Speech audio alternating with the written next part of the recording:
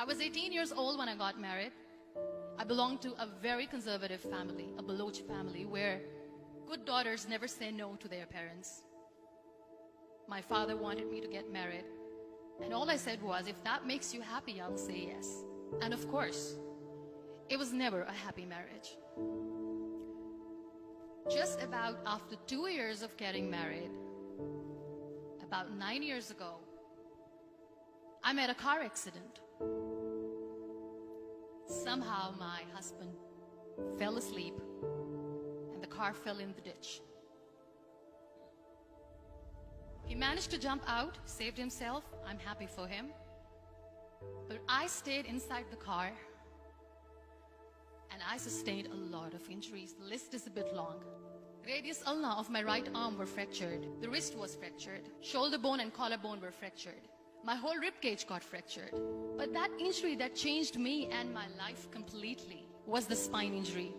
Many people came to rescue. They gave me CPR. They dragged me out of the car. And while they were dragging me out, I got the complete transection of my spinal cord. Those 2.5 months in the hospital were dreadful. I was at the verge of despair. One day, doctor came to me and he said, well, I heard that you wanted to be an artist, but you ended up being a housewife. I have a bad news for you. You won't be able to paint again. Next day, doctor came to me and said, your spine injury is so bad, you won't be able to walk again. I took a deep breath and I said, it's all right. Next day, doctor came to me and said, because of your spine injury and the fixation that you have in your back, you won't be able to give birth to a child again. That day, I was devastated. I started to question my existence. Why am I even alive?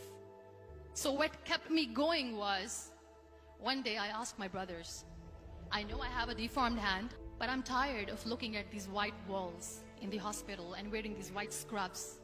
Bring me some colors, bring me some small canvas. I want to paint.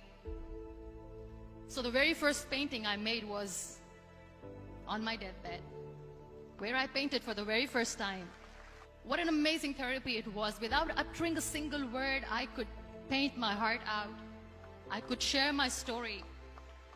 People used to come and say, what lovely painting. So much color. Nobody could see the grief in it. Only I could. And that day I decided that I'm going to live life for myself. I am not going to be that perfect person for someone. I am just going to take this moment and I will make it perfect for myself. That I'm going to fight my fears.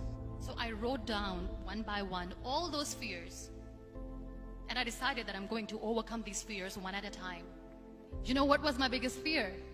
Divorce. But the day I decided that this is nothing but my fear, I liberated myself by setting him free. And I made myself emotionally so strong that the day I got the news that he's getting married, I sent him a text that I'm so happy for you and I wish you all the best. And he knows that I pray for him today. Number 2 was, I won't be able to be a mother again. And that was quite devastating for me. But then I realized there are so many children in the world, all they want is acceptance. So there is no point of crying, just go and adopt one. And that's what I did.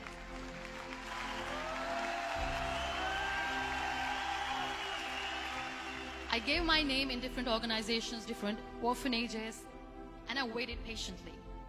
2 years later, I got this call from a very small city in Pakistan. I got a call and they said, are you Muniba Mazari? There is a baby boy and would you like to adopt? I could literally feel the labor pain. I said, yes, yes, I am going to adopt him. I am coming to take him home. And that day, Niall was 2 days old, and today he's 6.